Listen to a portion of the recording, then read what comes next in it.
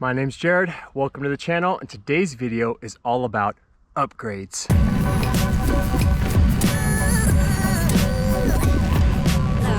Now, whether you guys are getting a new bike or you guys are just trying to upgrade your old bike, you may be asking yourself, what kind of upgrades should I get?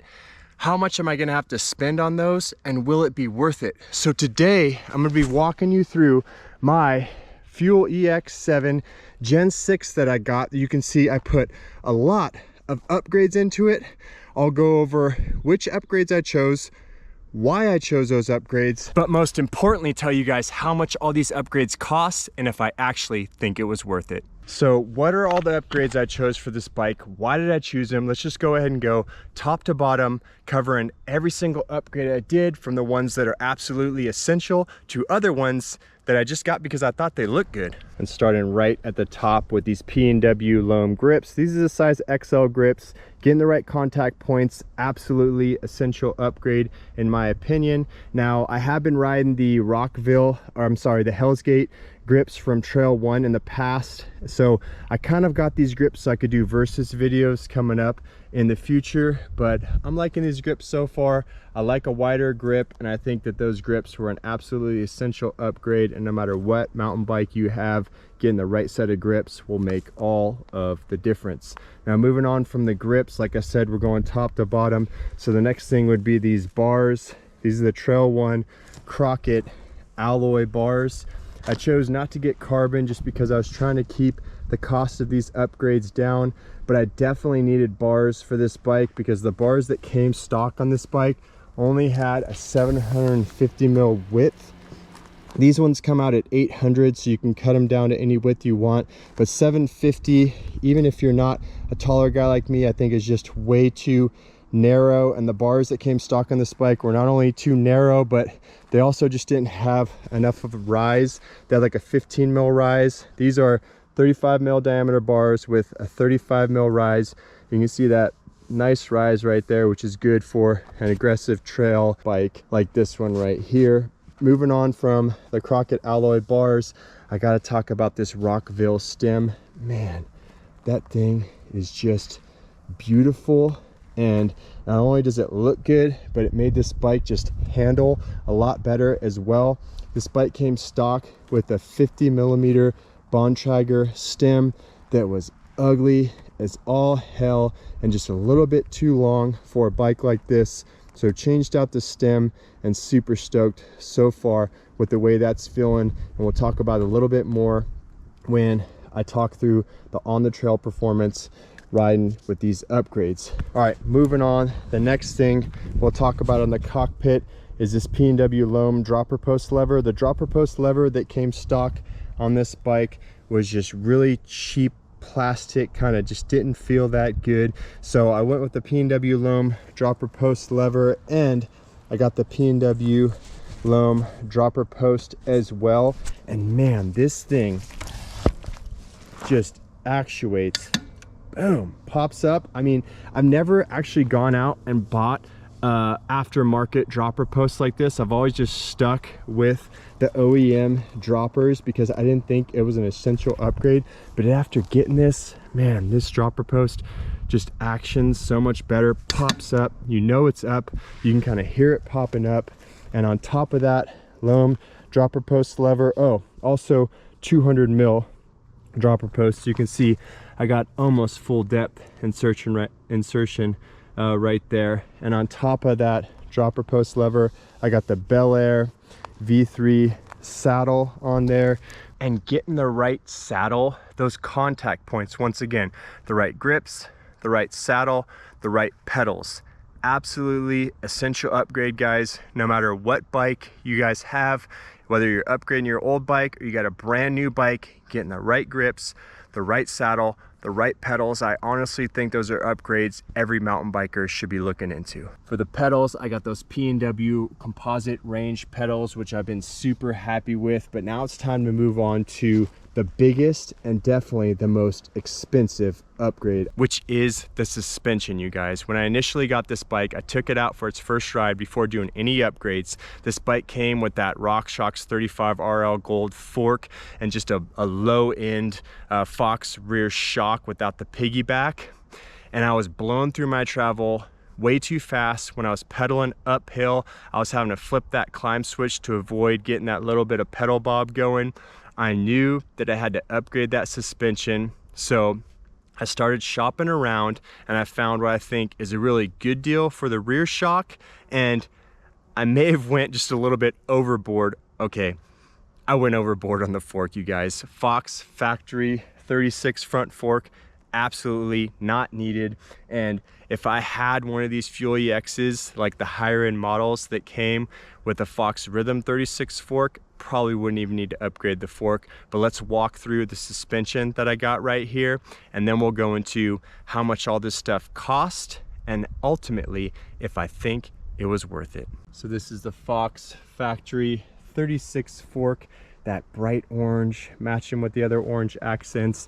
Got that Kashima coating, which definitely is not necessary. Got the Grip 2 damper on there, so every setting, more settings than I probably will ever need. And I knew that this fork would not only change the way the bike rides, but just make this bike look amazing as well. Now moving on to the rear shock, I got the Fox Float X Performance rear shock, and I got a little hack for you guys on how to upgrade the rear shock on your bike. You see, base model bikes come with base level suspension that I think are essential to upgrade, but I also find that a lot of people that buy the higher end models that come with perfectly capable Fox Float X rear shocks like this, they'll upgrade their rear shock anyways. So you can go on to Pink Bike Buy and Sell, and you can barter with those guys to get a really good deal on a rear shock. Not only are you getting a good price, but you can find a shock like this one that has already been tuned perfectly for your suspension layout and your bike. So suspension upgrades can absolutely change the way your bike rides. I think they are essential, but it depends on which bike you're starting with. Like me, starting with the very base model, suspension upgrades could be absolutely essential. If you already have one of the mid-range models that comes with halfway decent suspension, it may not be quite as critical to upgrade your suspension right away. But moving on from that suspension, we're going to talk about tires now, which are definitely an essential upgrade for your bike. Getting the right tires, the right compound, the right tread pattern, just the right overall casing for the type of riding that you plan on doing are critical. And what you'll find with bikes, even with the higher end models, is that bike brands are usually going to skimp out on the tires they spec on your bike. They usually spec tires that are light enough to keep the overall weight down. So upgrading those tires is not only essential, but can completely change the way your bike rides. And for this season, I'm trying out a new tire. I usually run the Maxxis tires, and now I'm trying out the Pirelli Scorpion tires. So this is the Scorpion Enduro rear specific tire in 2.4 on the back right here with the Pro Wall casing, and this is the Scorpion Enduro front tire, or it's the Pro Wall with the medium M compound and 2.5 up here in the front. You can see you got nice aggressive tread up front.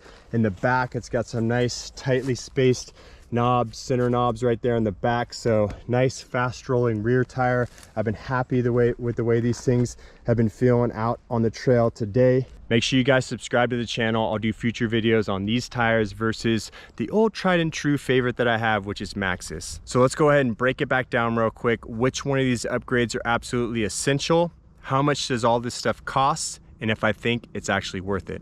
So cockpit, getting the cockpit dialed in, absolutely essential, you guys. I'm going to say that if your bike already comes with halfway decent bars and stem, you may not need to upgrade that, but getting the right grips, just getting the right cockpit setup, absolutely essential.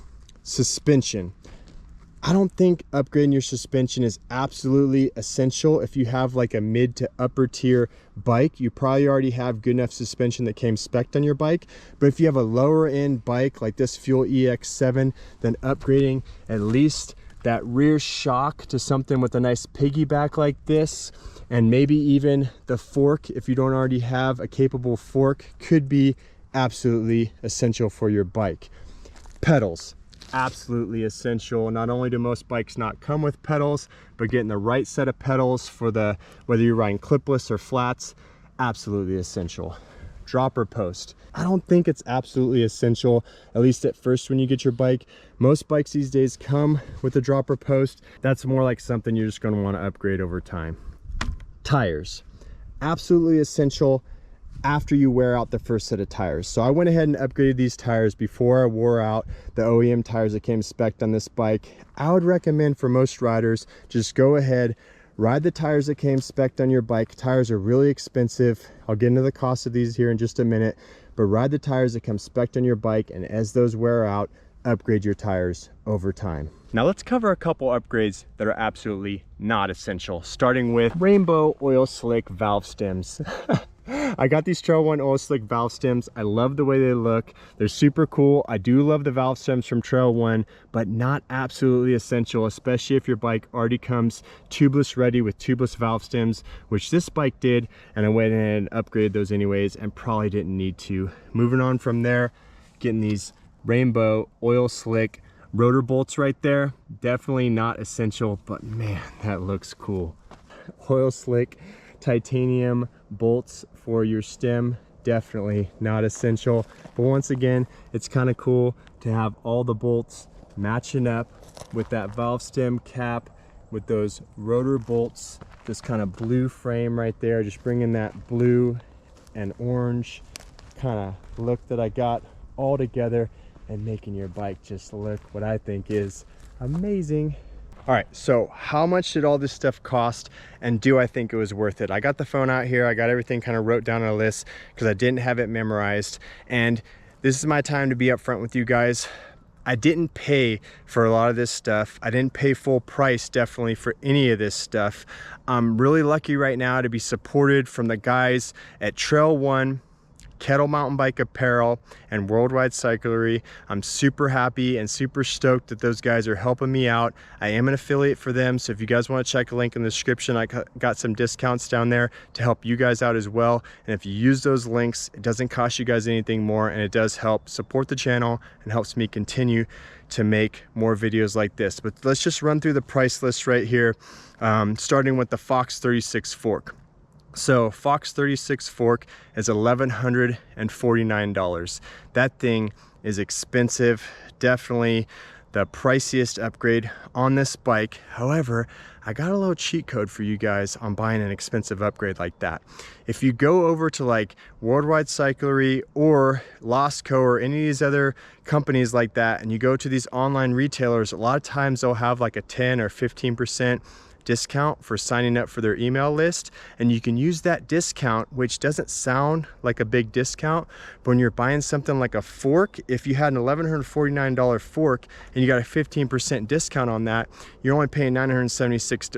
Sorry, not only, you're paying $976 for that fork, so that's a pretty big chunk of change to get off that right there. All right, now moving on to the rear shock, which like I said is another, big upgrade that's definitely gonna change the way this bike performs. I got that thing off Pink Bike Buy and Sell, $250. That was completely with the extra fees to be shipped to me, so $250. This is normally a $500 rear shock. It was a brand new takeoff, already tuned for my Fuel EX, so I think that was a good deal, but still a lot of money. Moving on to the tires, those tires are usually $95 each. I did get some support from my local bike shop, so thank you to Zach's Bikes for hooking me up with those tires to test out. $190 for 2 tires, which is a lot of money, but definitely is going to change the way your bike rides. So like I said, maybe wait until your tires wear out, but if you're going to buy tires, don't skimp out. Get the right ones for your bike and the type of riding that you like to do, and they usually all cost around $90 anyways each. Moving on to the Rockville stem, the Crockett alloy bars, all of these Trail 1 component parts, check the link in the description, and I got a discount code in there, 35% off, but the Rockville stem has a $135 stem, so if you use 35% off on that, you can get that for $88. Crockett alloy bars, $55. Use the discount code, you can get that for $35. Titanium stem bolts, all those other little knickknacks on there. you can get those discounted as well. Rack that stuff all up, throw in the shopping cart, use that discount code. It'll hopefully help you guys out. So those titanium stem bolts, those are $28. P&W loam grips, $24. That saddle on there, that's a $95 saddle. I got that over at Worldwide Cyclery. 1-up dropper post and P&W loam lever. You can use the discount code down in there. That is pretty expensive, but with the discount code, that was $242 is what you'd pay for that. All in all, I'll go ahead and throw this full list and price all down in the description if you guys want to go through it. I want to make sure I keep this short, sweet, and to the point as I can. So all in all, it was just over $2,000, actually $2,032 is what it would have cost for all the upgrades on this bike. So was it worth it? And did this bike perform $2,000 better on the trail? So was it worth it? Was it worth it? Oh, Jared, was it worth it? You went and bought a $3,700 bike and you put over $2,000 worth of upgrades in it, and just for, you know, another $1,000 more than that, you could have got the 9.8 XT model that comes with some other upgrades that you don't have on your bike. So do you think it was worth it, and would you recommend other people to do the same? When you get the Fuel EX 9.8 XT, you do get that carbon frame, but for me, carbon versus alloy, sometimes I actually like the way alloy feels even more. Carbon does help to dampen the trail vibrations. You definitely can feel the difference between a carbon and alloy frame, but I don't think that's the most critical component to how a mountain bike rides, performs, and ultimately how happy you're going to be with your bike and how much you spend on it. Now, for those of you that say, you know, I'd rather just spend the extra $1,000 and get the carbon model, just keep in mind that, you know, you may not have that much money to spend right away. And even though I did all these upgrades pretty quick, because like I said, I'm kind of blessed right now and had some companies help me out, you could buy this Fuel EX7 and you could do these upgrades slowly over time, you know? So you can't necessarily just think of it as a, you know, $2,000 hit to your bank account all at once, because you could, like I said, upgrade those tires as you wear them out. Only upgrade that dropper post and that saddle when you really feel that you need to. You could wait until you get through a full service interval on your suspension when you're about to have to spend more money anyways to service that fork and that rear shock, and then upgrade your suspension. And one of the most critical pieces to all of this is upgrading things the way you want to, not the way they spec the bike on the website to try and keep the cost down and be able to market this thing to the masses. This is the way you want the bike to look, and all the upgrades that you want to really tune the bike for how you plan on riding it, and ultimately end up with a custom build that nobody else is gonna have. Because I can tell you, I've talked to some of the people who have those Fuel EX 9.8 XTs, and even though they love the way they perform, they still want to find ways to put their own custom touches on it to be able to get a bike that's unique, that's their own, and that's not the same exact bike that everyone else is riding on the trail. So, do you think it was worth it? And would you recommend other people to do the same? Well, yeah, I actually do think it was worth it. So whether you guys are looking to upgrade your old bike or start throwing upgrades on the new bike you just got, I hope this video helped you out. Like, subscribe, share it with a friend, get down there in that video description, check out the product links, but most of all, get stoked, go ride, have some fun, people.